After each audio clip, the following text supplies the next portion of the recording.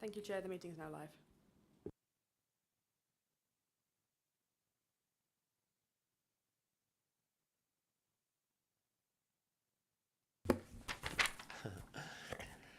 I just want to remind everyone to switch on the microphones when they're speaking. The meeting is being recorded and live streamed on YouTube. So we'll move to the apologies. Lizzie, I believe there have been some apologies. Oh, yes, Chair. I've had apologies from Councillor Karim and Councillor Robertson. I think we have Councillor Bidwell substituting for Councillor Karim. No. Are there any other apologies? I'm substituting for somebody else. Oh, are you? I thought Councillor Karim was the chair. No, He's not here. he's not here. Yeah. I'm the vice chair, so I'm chairing instead for Michael. Yeah. Sure. Okay. Any other apologies that I don't know about already? I think so. And do we have any members who are joining remotely? No, Chair. No members joining remotely. Okay, thank you. Right, so just to reiterate the point about the microphones. I'm supposed to turn it off when I'm finished. Please remind me. Any declarations of interest? No. We're going to have a look at the minutes. If any member has a point of accuracy to raise on the minutes, then we'll need to have a member propose and a seconder to certify the minutes are correct. And then we'll ask for a show of hands to approve the accuracy. Okay. Just going down my agenda. So minutes of the previous meeting. So I'd like to move to approve these as the correct record of the minutes of the previous meeting of this committee. Councillor Allen. I'd like to second that, Chair. Thank you.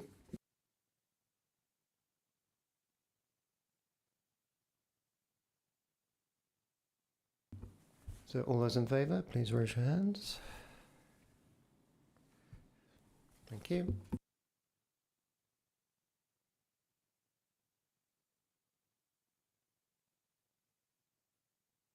Item 4, urgent items of business. I believe I refer to you, Lizzie, on this one. Yes, Chair. None notified. Thank you. None notified. Okay, thank you.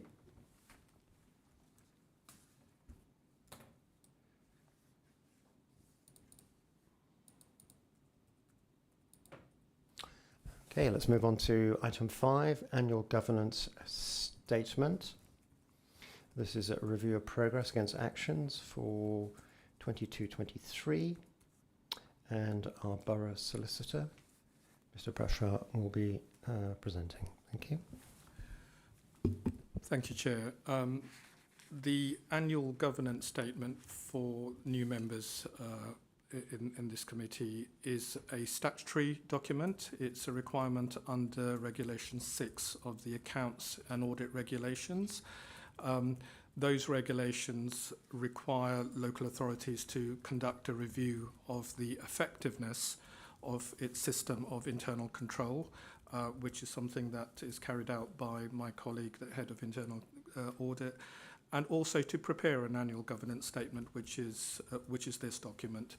The statement itself is an assessment, essentially, of the council's governance arrangements and how those arrangements have operated over the last 12 months. And when we talk about governance arrangements, it's effectively on page 76, I think it is, of the document.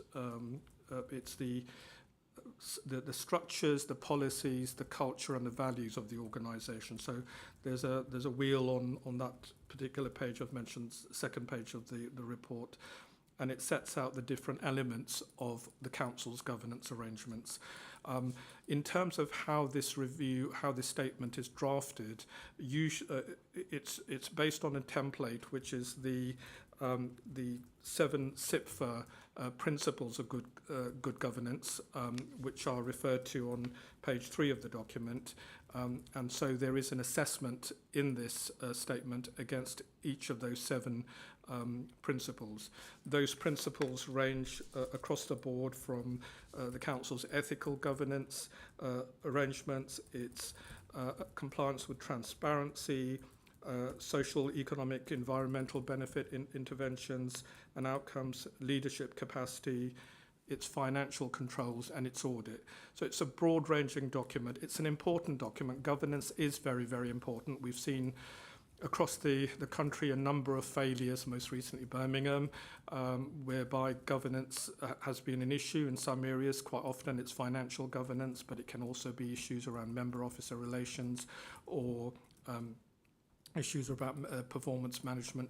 So it's an important document in the sense that it does give an overview of how governance is, the state of health, if you like, of the Council's governance arrangements over the last 12 months. So again, I'd stress this is the annual governance statement for the last financial year.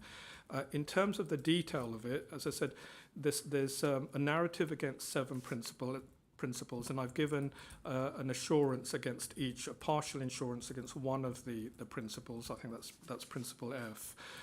In terms of how we've progressed as a council in terms of our governance arrangements. Normally I wouldn't go into detail, but I'm conscious this is the first year of a new administration. So if I may just very briefly touch upon each of the areas in terms of the principles themselves. We've got the first principle is around whether the council behaves with integrity, demonstrates a strong commitment to ethical values and respects the rule of law. In terms of the last 12 months, I've made reference there to the operation of the standards regime. We have had 18 code of conduct complaints, but none of those were upheld.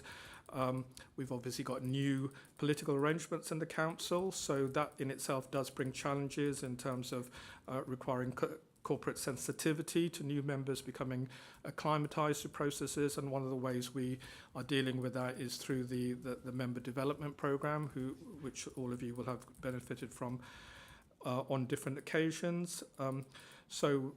In terms of the values of the organisations, we have clear values.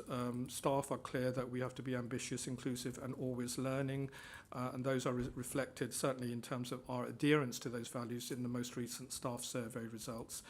So that's really a narrative against Principle A.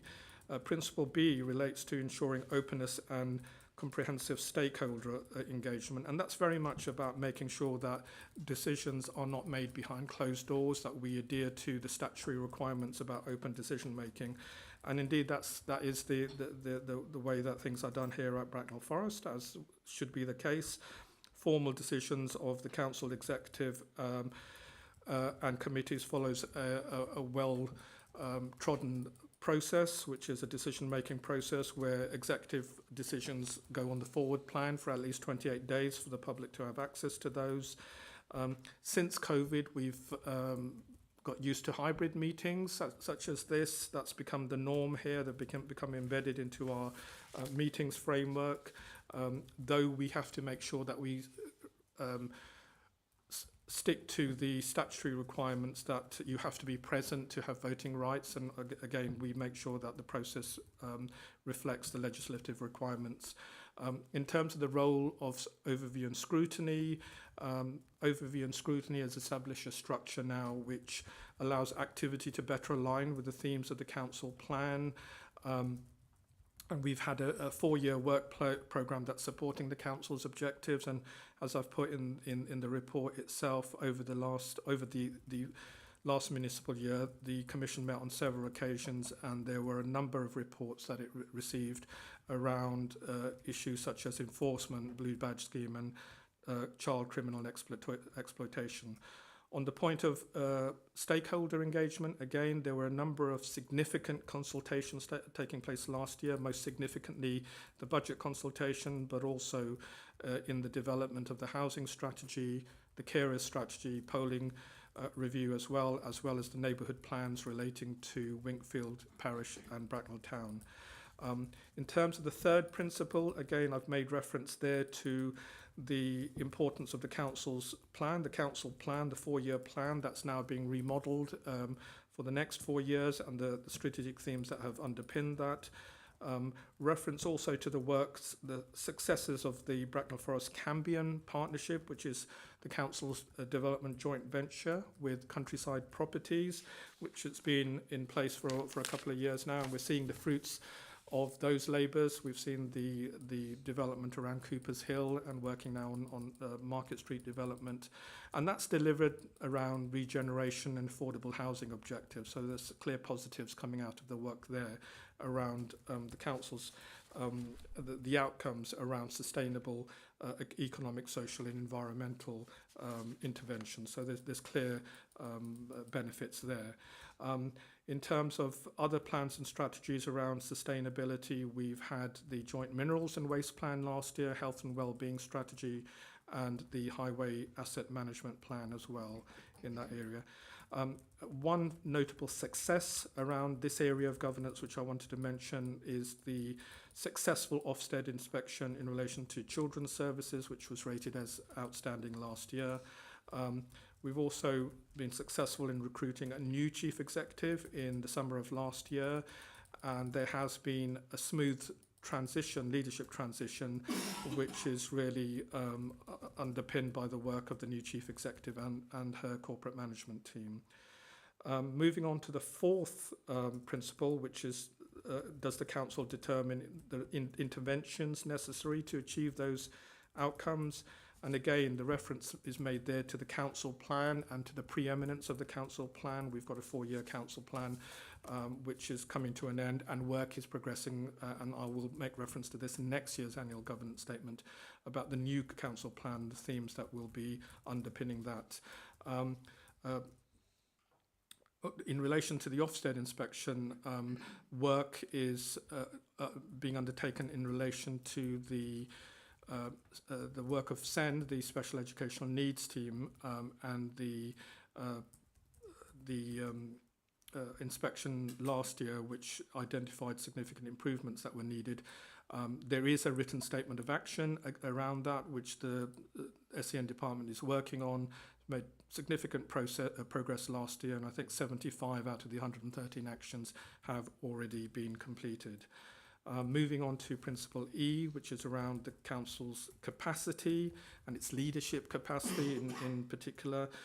So recruitment, retention and training is a very important component of our leadership capacity. Recruitment over the past few years has been a challenge, but it's not a challenge that's unique to Bracknell Forest. All local authorities are facing that across a number of areas, and the council is working on developing a recruitment and retention strategy. In terms of member development, I've already made reference to the member development program, which is in full flow now, which has been forwarded by the Democratic Services team, and there is a full program of internal training which is available to officers as well. So in terms of development and continuing professional development, that's not an area which is left in the long grass. That is something that the council takes seriously, and that's also underpinned by its learning and development strategy, which was published in November 21 and which is still in force at the moment. Going on to the last two principles, which are more partly around finance and audit. The first of these is Principle F, which is about managing risks and performance through robust internal control. So there's a overlap with the work that the internal and external auditors are doing. In terms of financial management, we have, as a council, managed our finances prudently over a number of years and did achieve an underspend last year, even though there were additional costs which were incurred, which did indicate we might have problems. But by the end of the year, we did achieve an underspend, which was to the credit of all concerned. So we do have a culture of financial prudence around in Bracknell Forest. The level of reserves remains high, but again, we can't be complacent about that. And in terms of delivering a medium-term financial plan, it's important that we do have regard to retaining a solid level of reserves. Information governance and cybersecurity have been an area of key focus for the Council in the last year or so. We've developed our structures, our governance structures around information governance. We do have an information management group that meets every 6 weeks, and we have been developing, amongst other things, our privacy impact assessments. Moving on to the strategic risk register, which you'll be familiar with as a committee. That's updated by the strategic and presented to the strategic risk management group by my colleague Mr. Hendrik on a quarterly basis, and it comes to this committee twice a year, and you've got an update which you'll be receiving today after this report. In terms of the head of audit and risk management's report on the effectiveness of internal control, again, she will be reporting on that separately, or she has reported on that separately. Her assessment of internal control environment led to a partial insurance, and that's reflected in this report as well. So when it comes to this particular principle, I've given a partial assurance because there are still a number of significant control weaknesses which were identified in that process, which impact on the adequacy of the internal control environment. But work has been done to remedy those, and I'm hoping very much that by next year we'll be in a much better position. And finally, just in terms of the last principle, good practices in transparency, accounting and audit. Again, when it comes to transparency, we've got a forward plan, we've got of key decisions.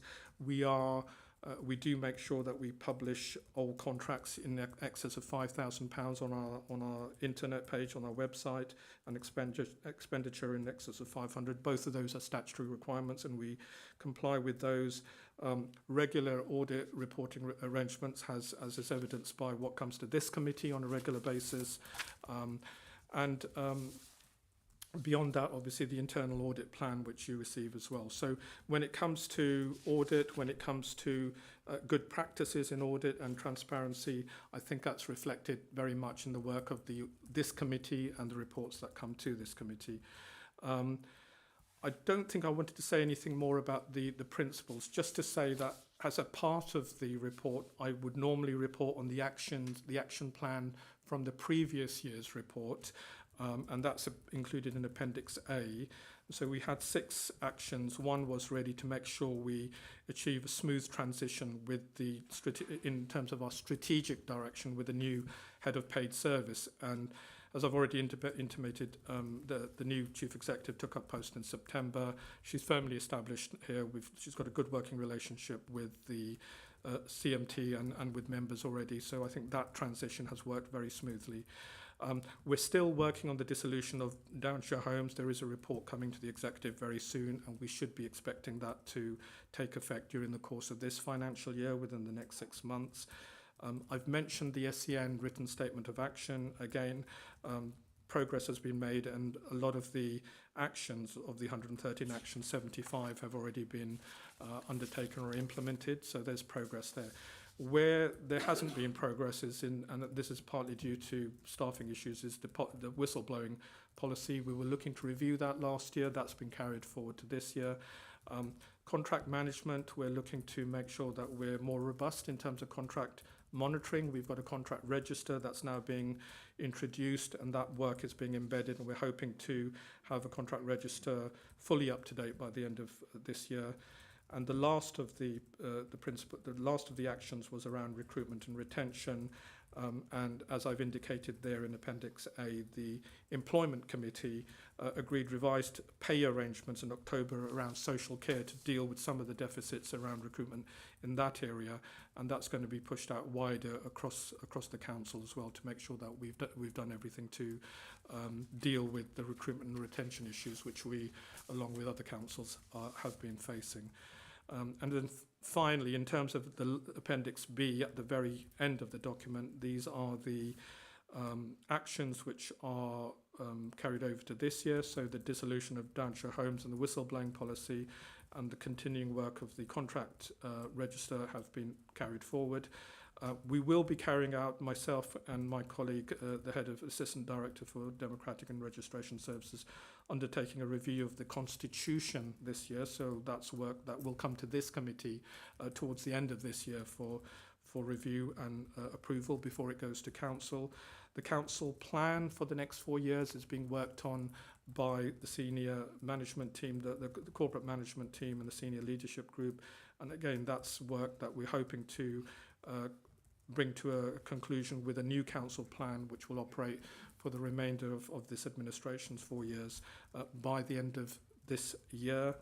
And of course, the budget setting process, we have got a different political arrangement, a different political balance. So we are working to make sure that the budget setting process works as effectively as smoothly as possible when we do have the budget setting meeting before the council in February. So that's work that's being carried out between CMT, myself and the Assistant Director of Democratic Services. And that's the last of the actions which which I've highlighted as it is significant to our governance outcomes. So I've rather rattled through this, so apologies if I've gone too fast, but that's the annual governance statement. If there's any questions at all, more than happy to take those. Well, thank you very much for first a very comprehensive written report and your summary this evening to the committee. Thank you very much indeed. So I'll now move to questions, and I can see that Councillor Allen has his hand up. I think it might be more of a correction. Appendix A, I assume, should be 22-23, and Appendix B should be 23-24 annual governance statements. So it would be 22-23 for Appendix B, but for Appendix A, sorry. Apologies, didn't have my microphone on. So the action plan update 21-22 is the update for the 21-22 action plan. So that's from last year. So that's why it refers to 21-22. And the reason why you've got action plan 22-23 is that the action plan now is the plan arising from the 22-23. I assumed it was the action plan for the coming year. It's an action plan for the coming year. It may be a moot point, but it's an action plan for the coming year. It's an action plan arising from the annual governance statement for the year just gone. And I realise that because it says carried forward from 22-23, but therefore it must be the action plan for 23-24. So you're quite right. So that should say carried forward from 21-22. So no, that's it's not. So if you look back, the whistleblowing policy and contract monitoring are from 22-23.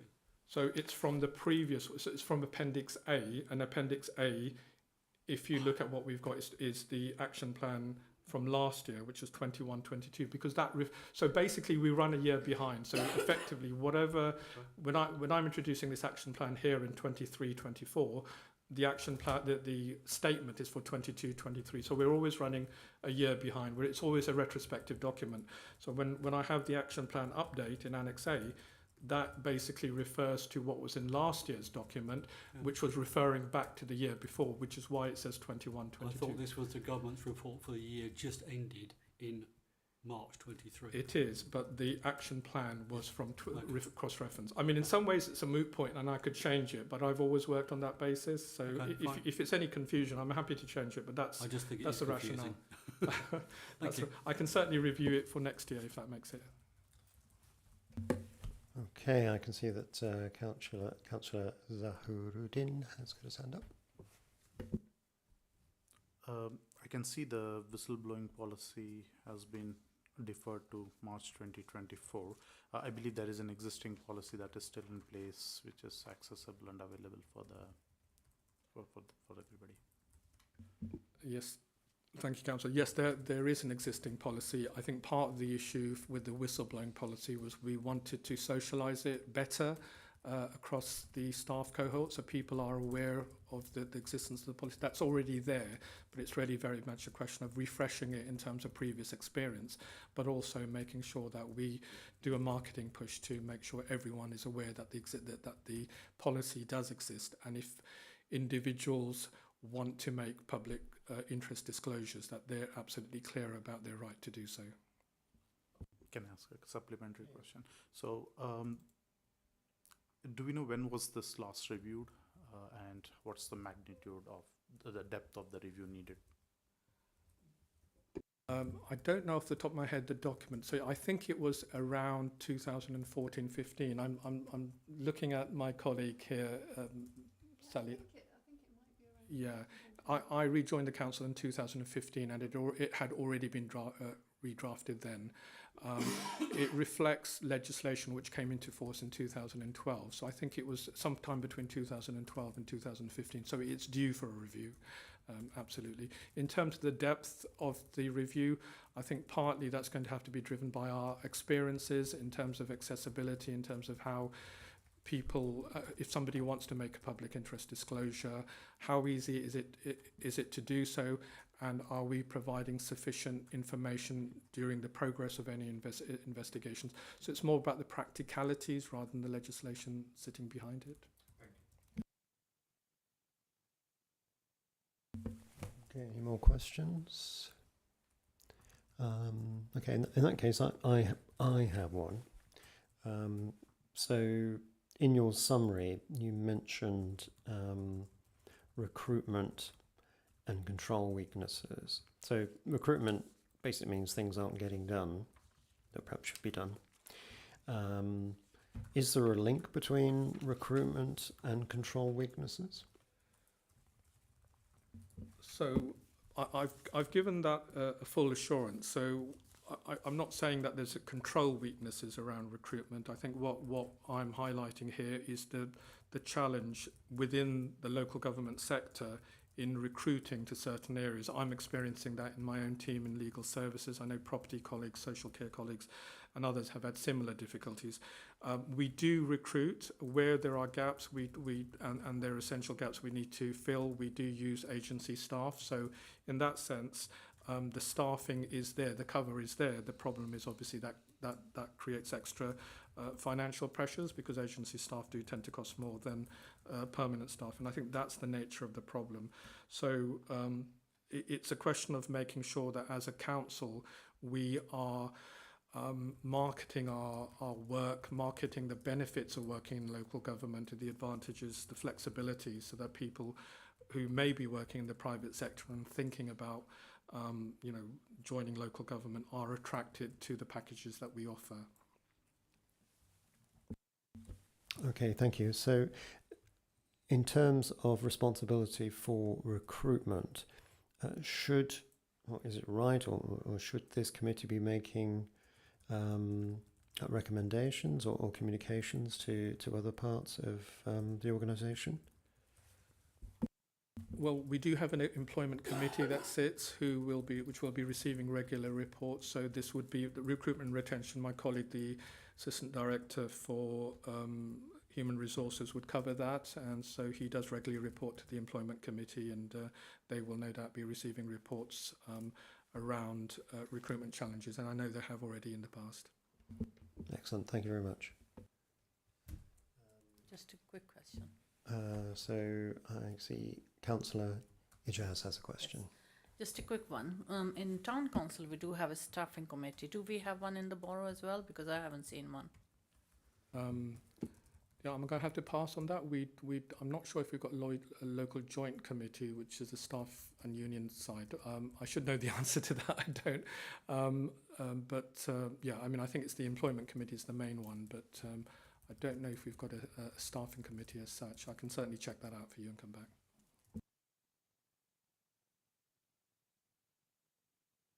Councillor Allen. Just come back to my previous point. I've just gone back to May last year when we had the last annual governance statement, and Appendix B and Appendix A have the same dates as the current one. I will review that, and if I'm wrong, I'm more than happy to Okay. amend the dates. Thank you. Okay, thank you for that. So there are no further questions. So Clerk, do we have to propose acceptance of this report? Is there any further? Yeah, I would propose and second it, just because it says that the report needs to be approved. Report needs to be approved. So. Okay. All right. So as chair, I'm going to propose that we approve this report. Do I have a seconder? I'll second it. Thank you. All those in favour? Thank you.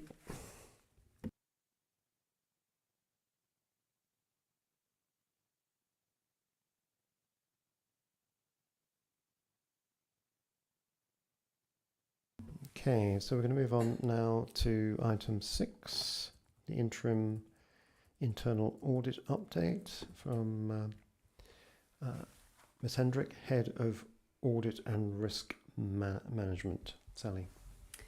Thank you, Chairman. So this report is an internal audit update. It's an interim report that I will bring to the committee every quarter when we have our committee meetings.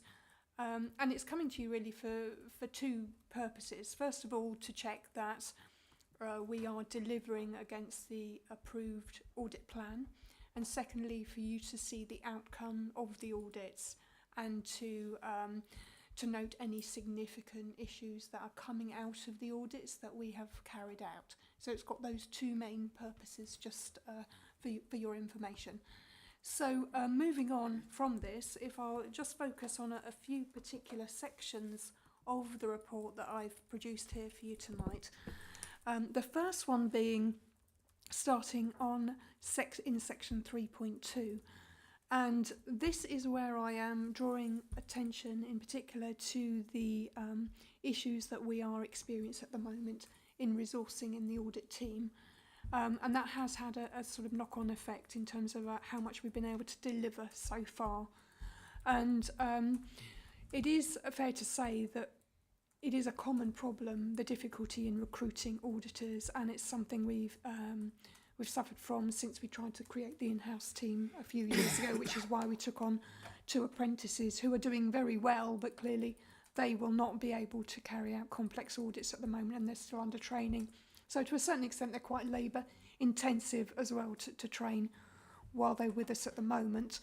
And in due course, they will be able to contribute much more fully to the more complex audits. But in the meantime, we are struggling really to progress the audit plan. We have had some issues as well more recently with my deputy not being available for a few weeks due to a family bereavement back in South Africa. So that means she was sort of taken out of our resourcing programme really for a number of weeks. So that sort of has added to that a little bit as well. So we are a little bit behind, it has to be said. At the moment, we are trying to recruit for a principal auditor, so that advert is currently out in the market. But something to consider is about the salaries that we are currently offering, and they are significantly below the market rates. So we may be lucky and we may be able to recruit someone, but it could be that we have to then go out to recruit again. In the meantime, we are using quite costly agency staff to deliver the audit plan, and they are also quite, in addition to being quite costly, they can also be quite intensive on our resources internally because they don't know the organisation, and so they need quite a lot of input from us to guide them as to who's the relevant person to see about various things and so forth. So they take quite a long time to get up to speed as well. So that presents a further difficulty for us. And I did want to draw your attention to that because under public sector internal audit standards, I am required to advise you of any issues that I have around the resourcing of the internal audit plan and delivery. So those are the difficulties we are experiencing at the moment. And this is a contributing factor to the position that we have moving on to page 29, which shows the number of audits that we've delivered so far. So overall, we've delivered 8 audits, which includes 2 grants. And I'm pleased to say that I've been able to today certify 2 further grants. So we're now up to 10 audits that we're fully completed. But that is quite significantly below what we would have delivered by this time last year. So we are behind schedule, and it is an area of concern. So that is just something for the committee to note. Moving on to the next section, I'm now drawing attention in this section of the report to those areas of the audit plan where we've carried out audits and identified some significant issues. And so we have 3 areas here. The first one being council tax and business rates, which was the audit for 22-23, which we have now finalised, and that included a number of major recommendations around the processes for inspections, and that's to do with inspecting properties to see if they're vacant and see if exemptions are still valid, and about looking at things like reconciliations, checking that refunds are properly authorised, and similarly write-offs, those sorts of issues really. So that's for the council tax and business rates. The next piece of work that we had was one that we were asked to do. It was an additional piece of work, and this was around the home to school transport area, and it focused on some specific areas around procurement in particular, and approval processes for procurement plans. And it also noted during the course of the audit that there were some issues around the recording of complaints, so that they didn't have clear records about the complaints they received around the home to school transport area. Then the last area is IEASY, and for those of you who are not familiar with IEASY is an organisation sort of affiliated basically originally to central government and now a sort of separate company that provides transformation support services, and it's an organisation that the council started using many years ago, and then has continued to retain their sort of services just purely on the basis of a sort of retainer fee that we were paying. So the new chief executive had asked us to look into that to sort of see what that was for and whether that was justified.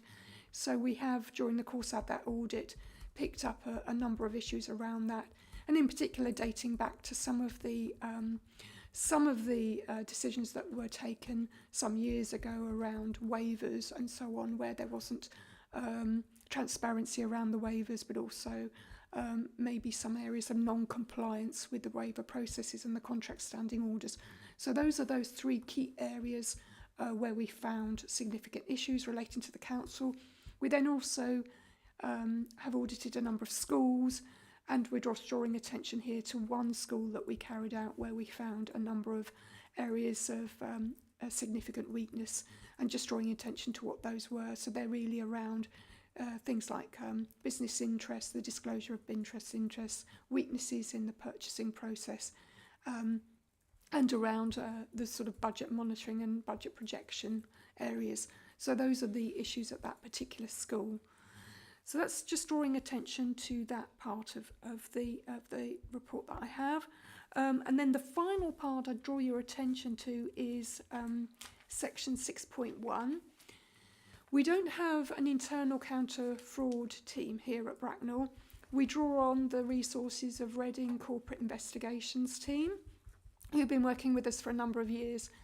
And earlier this year, they started doing some work for us on blue badges and checking to make sure that there wasn't abuse of blue badges. And during the course of that, they also had a further case alerted to them, which they investigated, and subsequently this went to trial. This was a case of a gentleman who made 3 applications to apply for a blue badge, in basically using his deceased father's details.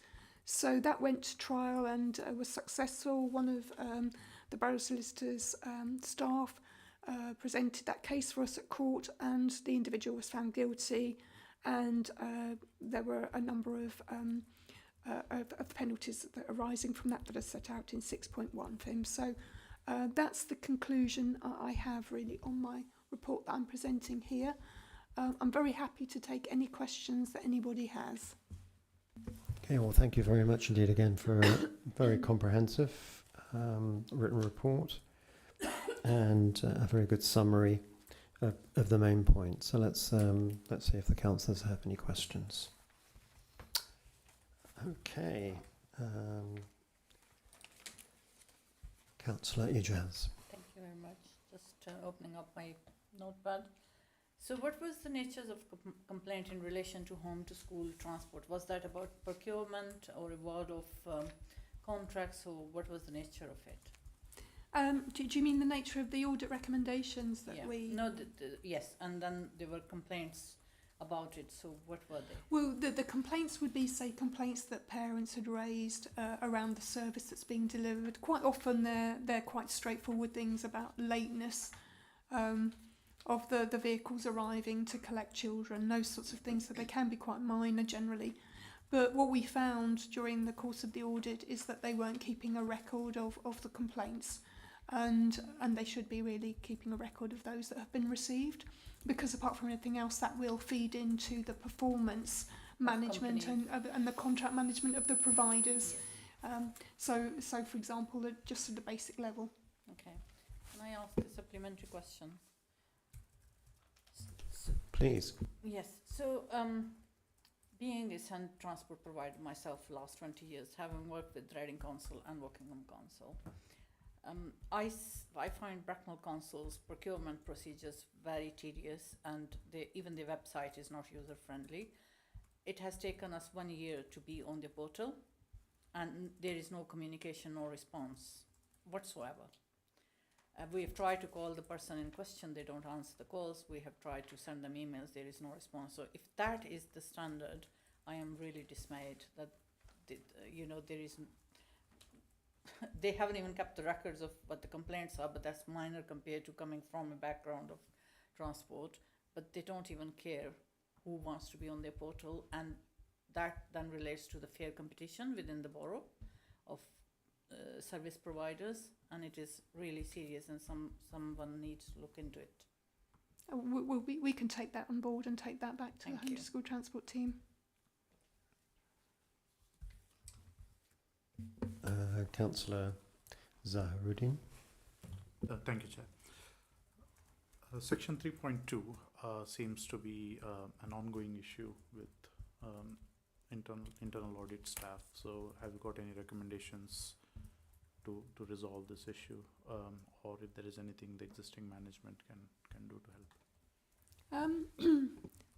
I think the main concern really that I have really is around trying to recruit, and trying to recruit people with the necessary skills and expertise, which is quite costly. There are very few auditors out there in the market that are looking for jobs, and it has to be said that the salary levels that we are offering are not competitive with the market, and that is a common factor really. That's sort of coming through. I don't think audit is by no means the only area where they experience that sort of problem. It is an issue that we have generally across the council, I would say.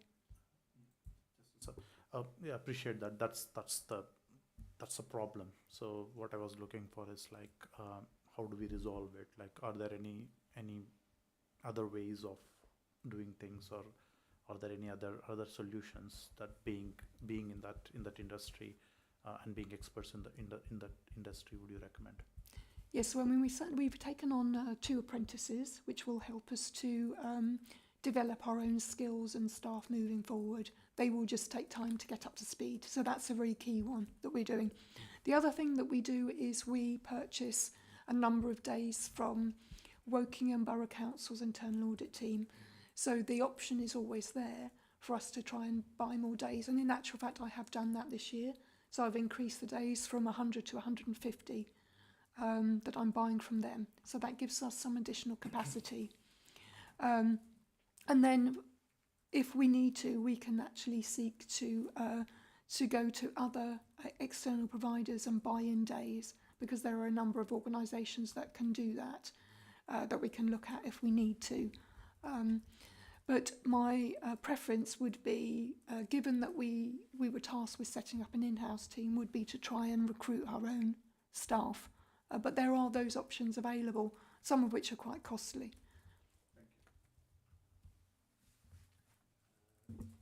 Councillor Najaz and then Councillor Bidwell. Yes, my question is also related to what my fellow councillor said. You mentioned that you have agency staff which cost you more, and the pay that you are offering is lower than the countrywide or whatever. In some areas in Bracknell, the pays are far higher than our neighbouring boroughs or councils. Why is it that in this area our pays are low? I think it would appear to come down to the job evaluation model that we used here at the council, so that the job evaluation model that we use is what is used to actually generate the pay scales. I think Stuart probably wants to step in on that. If I may come in, Chair. Please, yes. Thank you. So we do have a process for reviewing salaries and applying something called a market premium. The process does involve testing the market, which is what we're currently doing by having the advert out there. Sally and I are both in the same place where we expect very little response back from that advert that's out, and that will be the prompt to ask the HR team to look formally at what an appropriate market supplement would be for the posts, and then we will go back out with that. Now, I think it's fair to say, though, that the professional market in many areas like surveyors, planners, accountants, auditors, lawyers is really tough at the moment. So even if we go out with the right salary, that will give us a better chance, but there's still no guarantee that there will be people out there who are looking to move. That's just the experience that we and all of our neighbours are seeming to have at this moment in time. So, but we're doing what we can. As Sally said, the important thing is that there are other options available. They're not optimum, but we will do what needs to be done to make sure that the audit programme is covered to the fullest extent possible. Okay, Councillor Bidwell. Yes, Councillor Bridle, thank you, Chair. I think Stuart's probably answered most of it, but I feel your pain. I think it's a problem resourcing across not just Bracknell, but the other councils. And that's where my question comes from, really, is that struggling to get a resource at the rates is a finite thing, isn't it? You're either going to increase rates or you're not. Is there an opportunity to maybe talk to other neighbouring local authorities to be able to partner with some of their staff? I know they don't know Bracknell, but they know local authority, and that might be a short stop or an assistance to the shortfall in resource until you get your team in place. Yes, we do actually already do that. We've been doing that for about 10 years. So we've been using Wokingham Borough Council's internal audit team for about 10 years, and they deliver a very good standard of audit, and it's basically at a not-for-profit rate, so it is very good, but they only have a certain amount of capacity they can offer us. So as I was sort of mentioned earlier, I've increased that from 100 to 150 days this year, and we're very happy with the service we get from them.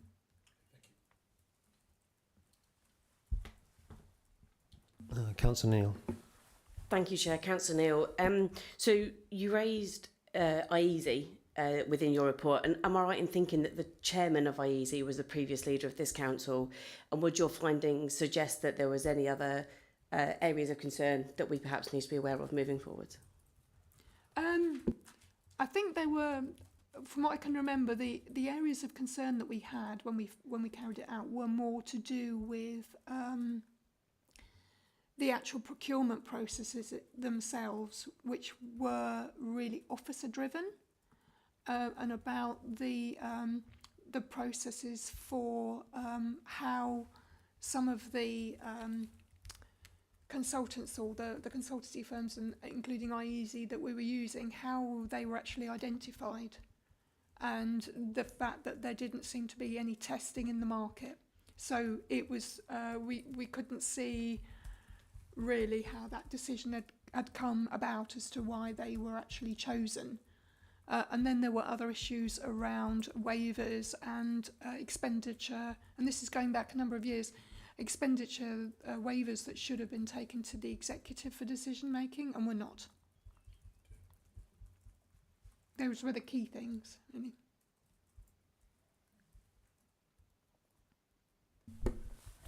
Okay, if there's no other questions coming in from councillors, I have a question which is really related to the discussion we've just had. So it's very good that we have Councillor Neal as member of this committee. Councillor Neal is the executive member who's going to be taking the budget forward. And so my question is really, are there any other matters arising from your report that the budget process should be looking at in terms of improving our budgetary performance? Well, I would say I think we're trying very hard this year within the council to make the process more robust for budget setting. So, and Stuart would know more about this than me, but the new chief executive has put in place a sort of challenge process, so that now she's coming to, certainly our resources DMT shortly, to actually go through a sort of budget challenge process to focus on, help us sort of focus on that and actually scrutinise the budget more clearly. We have just carried out a piece of work on the budgeting side, which we've yet to report, but I think there are, I think we're aware that there are some areas where there could be improvement. I don't think it would be fair to say any more because we haven't reported that. I don't know what the Executive Director of Resources would want to add to that, but I wouldn't want to go further on that report because we haven't actually issued it. Perhaps I can clarify my question. So we've talked about recruitment. Where we're not recruiting, we're spending money on, I think you said, costly agency staff. You know, those sorts of areas. You know, specific things where we could be improving our budgetary performance. I suppose really, if you're talking about your responsibility as members, is that really what you are thinking of, or just general? Just general. I'm trying to make sort of linkages between what we do and what the executive is doing on the budget, really, and trying to extract good value from all the work that you're doing. May I come in, Chair? Mm. Yes, please. Yes, so in parallel with development of the council plan, the chief executive and management team are looking to develop a business change programme.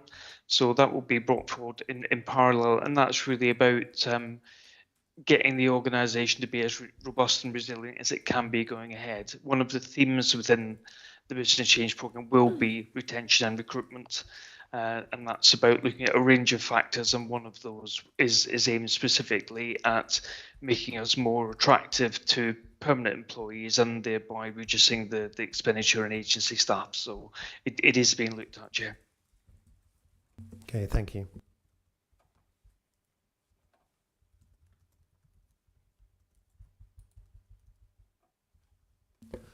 Well, if no further questions, it'll be the same. We have to approve this report. Just note. It's just noted. So Clark, do I have to? We don't need to have a vote. Okay. And then we can. That's great. So we can move on to item 7, which is the strategic risk register. And once again, it's Ms. Hendrick, Head of Audit and Risk Management. Sally, over to you. Thank you, Chair. The strategic risk register is something we've had in place for many, many years. And we've applied the same sort of format for many, many years now. And it was subject to external review by a risk management consultant must be about 3 years ago, who gave us very good feedback on the format that we use. But when CMT reviewed the strategic risk register back in January, they felt that the risks that were included in the risk register needed a sort of fundamental refresh. So CMT looked more closely at the risks that were included in the risk register at an away day in February, and concluded that they wanted to focus on just 7 key areas in the risk register, and those are listed below in my in the section below. So I can, sorry, my page has moved. My page has jumped. Okay. So on page 43, in section 5.1, we can, I've listed here what those risks were that they identified at the away day. So there are 7 risks. So that one was the future of local government in Berkshire. One was for financial state sustainability. The third one was the impact of pressures on the local health system. That's really the impact for the council of those pressures in the local health system. Climate change, net zero, cyber risks, the local economy and demand management. And then, so that was back in February. And then, so we've been working through the register, taking it to back and forth to the Strategic Risk Management Group and so on.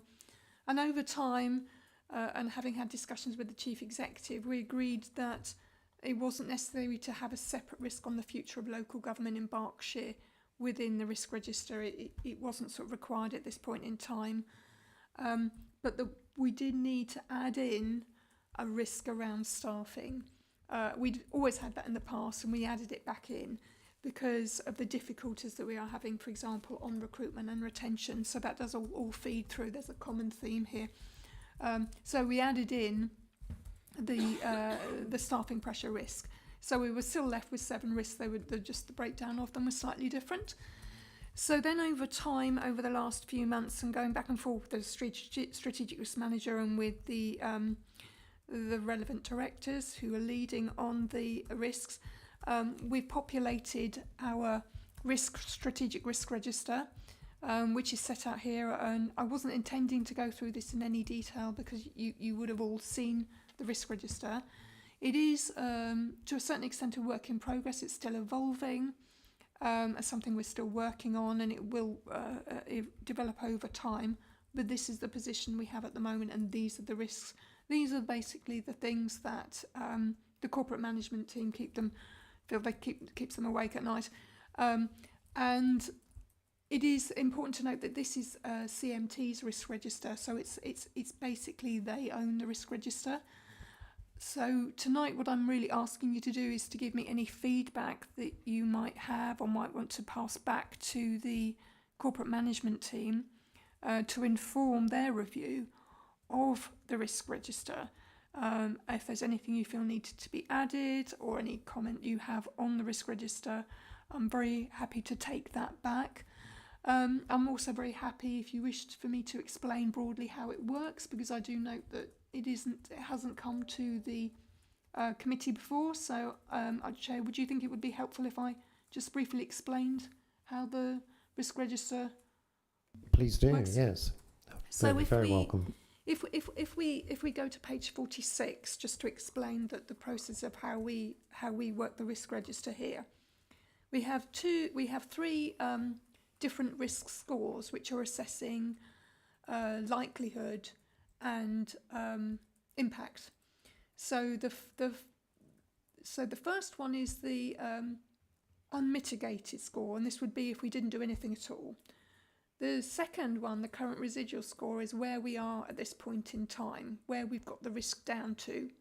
And the third one is, in effect, really our risk appetite. It's our tolerance, what level of risk we would be comfortable to live with.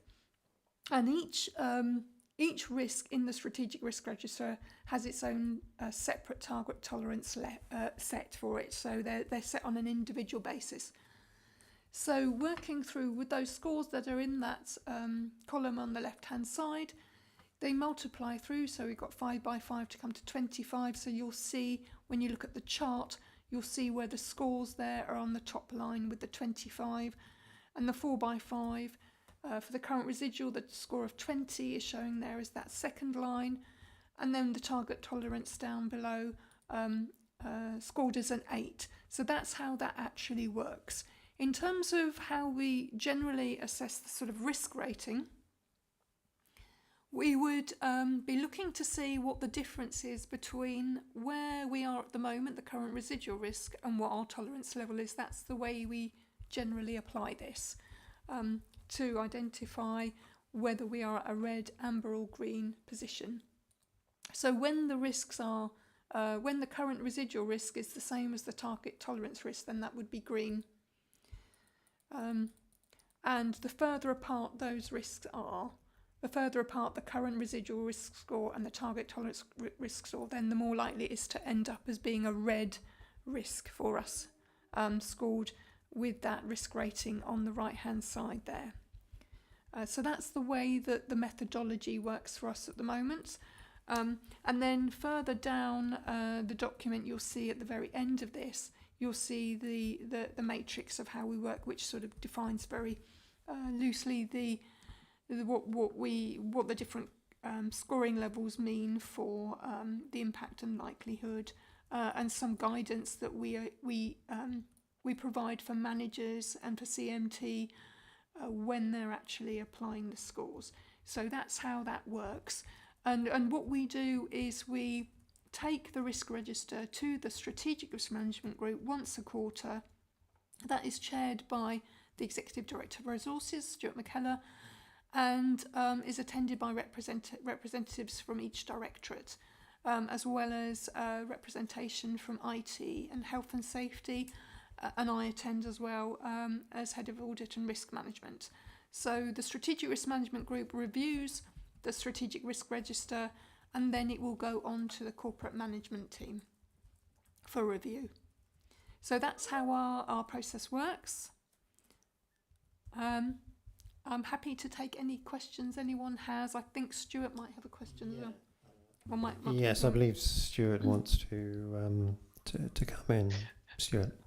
Thank you, Chairman. As Sally was talking, giving her very helpful explanation of things, I think it might be worth just touching briefly on the word targets when it comes to risk tolerance. Now, if you take the example of the first one around financial sustainability, the optimum position would be at the bottom, where we have a low impact and low probability of financial challenges that we face.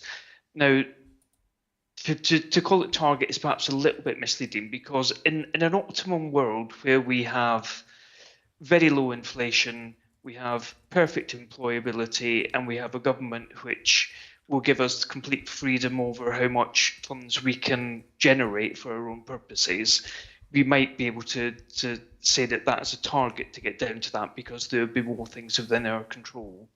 But we can't be seen to be failing by not having got to the target, because in this one and in many others, there are many elements that we cannot control ourselves. So therefore, we're at a higher level of risk than we would ideally like to be. But there are genuinely no levers that we hold in some of those that would enable us to actually get down to the optimum position. So target and optimum are perhaps a little bit interchangeable. I thought that might be helpful just to explain. I think it's fair to say we did actually used to call it risk appetite, didn't we, Stuart? But I think that seemed to have caused some confusion at the committee in the past, so we changed the description of it. Okay, thank you. Right, we're going to move to questions now. Just before we do that, I just wanted to thank Mr. McKellar and for the training that councillors had in local government finance yesterday evening.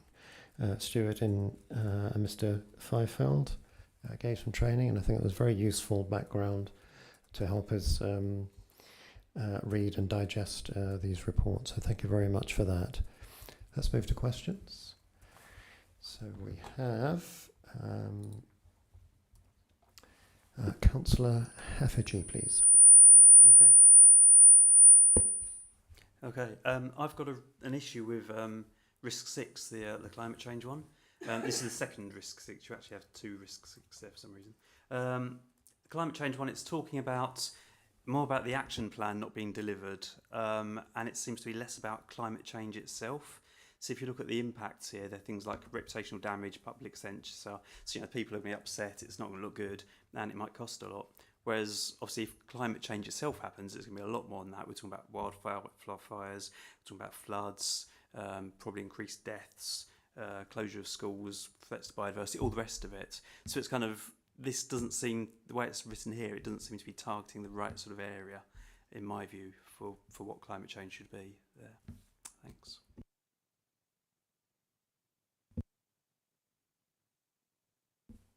I'm happy to take that back to the corporate management team to raise with them the query on how the risk is framed at the moment. So I can do that at the next update. Okay, Councillor Zaharuddin. Stuart, you wanted to add something? Thank you, Chair. Yes, on Councillor Heffergy's point, it is a fair one, and the framing of this risk is a difficult one to get right. The only thing I would say is that this is the organisation's risk register. Climate change is clearly a massive global issue. So we try and focus on the risk register on things actions that we can take ourselves, which will impact on the challenges that we face. You're absolutely right. Climate change is much broader than the organisation. So we need to just reflect on how we can focus on the organisation's input to it without having still regard to the wider points that you raised. So helpful comments. As Sally said, we will take that back. Okay, thank you. Yes, continue. Yeah. So okay. I mean, I guess I agree that lots of it is not so much the council's responsibility for climate change as it stands, but certainly in the mitigation to the effects of climate change, things that can affect us and are likely to affect us, and the risks that will be built up through that, which are kind of our responsibility. Whereas I say the impact here is just very much a case of, it's not the results of the climate change, it's kind of the results of us not following our plan, it seems, in this risk register. Thanks. I mean, I suppose to a certain extent we have to look at what we are able to control, really, as a council. I don't know what Stuart's views would be on that, but I think to a certain extent the risk register has to reflect what risks we can control.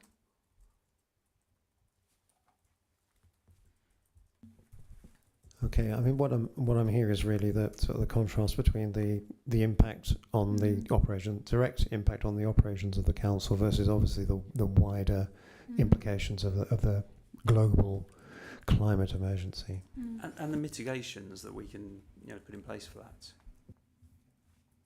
Yeah, I mean, I think, Councillor Hiviji, if I may come in, Chair, it is framed specifically about the actions that the council is taking. So it refers to the current climate change action plan. Clearly, what we do in response to climate change will change over time. We have a new administration with a new focus on climate change. The council has just declared a climate and environmental or ecological emergency. So, we will be revisiting what the action plan looks like.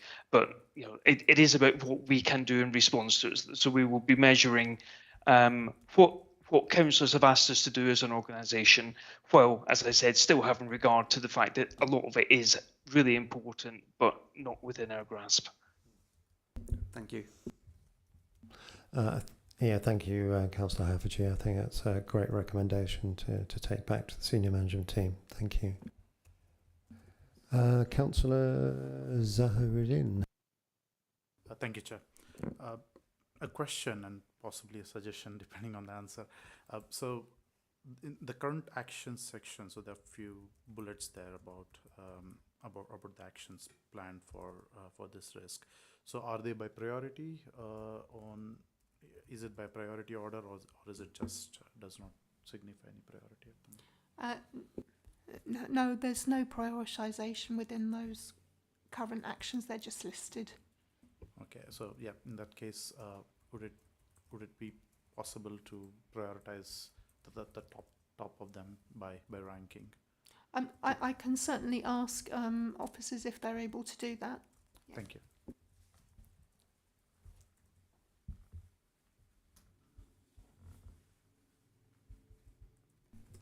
Okay, I can't see any more questions. So again, Clerk, is this the report that we note or we vote on?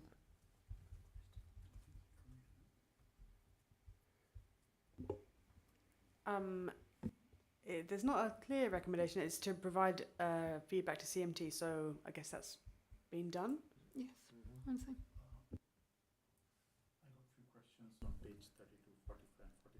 Okay. Yes, please do, Councillor Zaharuddin. Thank you, Chair. In page 32, it says advisory memo issued with 13 observations. Previous agenda item. Yeah, so that's why I asked. Can I ask? Oh. I beg your pardon. I think we've noted that report. Oh, okay. I'm sorry. I thought we were talking about the same item. It's fine. Beg your pardon. Sorry. Page 45 and 47. Can I ask? That is the current agenda. We're on the current one. Page 45, financial sustainability, is it it is marked as high likely and critical impact. Could this be elaborated a bit, please? Sorry? Could it be elaborated on? It shows as very high likely and critical impact. It seems to be quite a red flag. Yes, I think if you look on page 46, there's a description there about what the rationale is for the current score. I should have explained more clearly how the format of the table works. If you look on the far right hand side on page 46, you'll see there's a section which will give you the rationale for the current score. And the rationale for the risk tolerance score. So hopefully that will be more helpful to you, and it will give you an indication as to why it's actually set as it is at the level it is at the moment. But due to the sort of inflationary pressures, we're still going through the budgeting process, the budget setting process for 24-25. We've got a lot of budget pressures at the moment, and that's why it will be so high at the present moment in time. Thank you.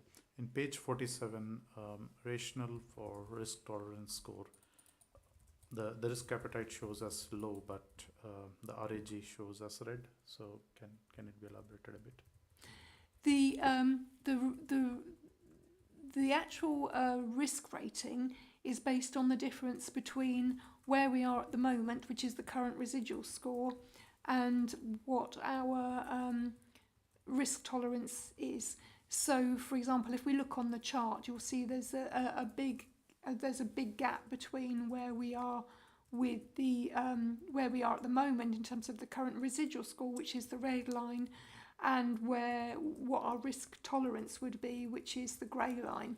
So that is why we're at a red setting at the moment for that.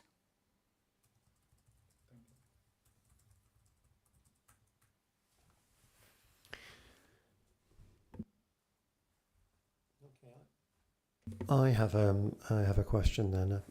I have a bit of a theme going here, which is looking for linkages and value add from these reports and the other operations, committees and parts of the executive. So, in terms of this risk 2, how is this analysis communicated and used by other functions within the council?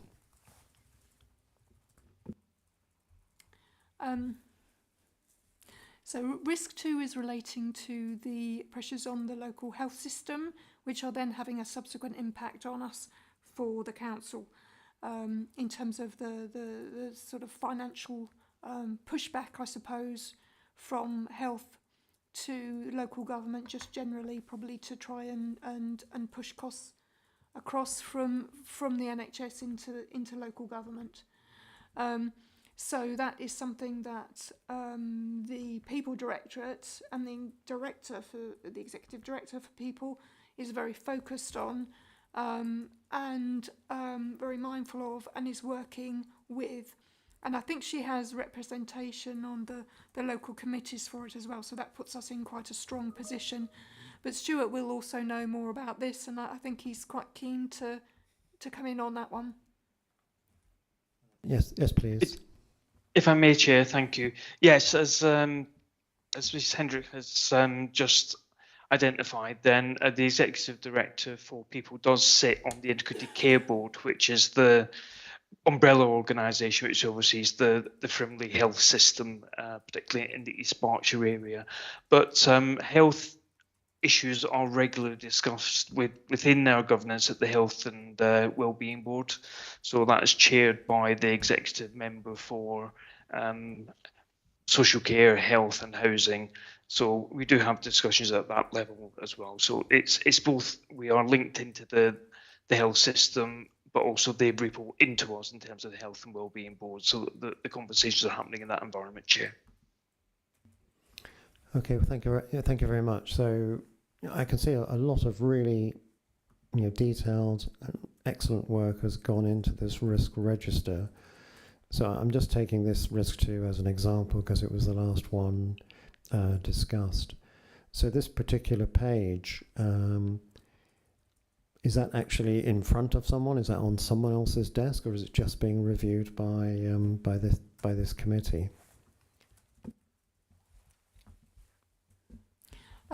This risk was actually drawn up with the assistance of the Executive Director for People.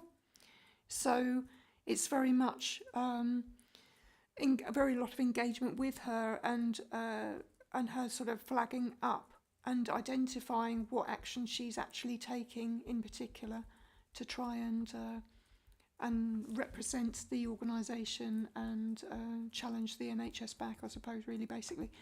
So yeah, it is very much at the forefront of the directors' minds because they have visibility of the risk register all the time. Okay, that's great. Well, thank you very much. That's very reassuring to know that all this great work is embedded in the right places with the right people within the council. Thank you.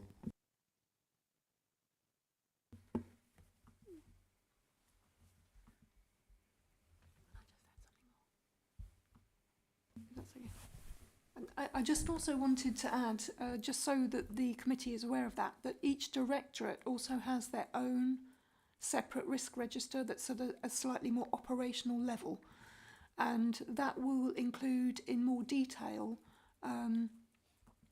actions being taken to address specific risks. And so the Director of People will have her own risk register, which sets out all the key risks for her directorate as well and lists out the actions that they're currently taking to address those risks, and those are monitored on a regular basis as well.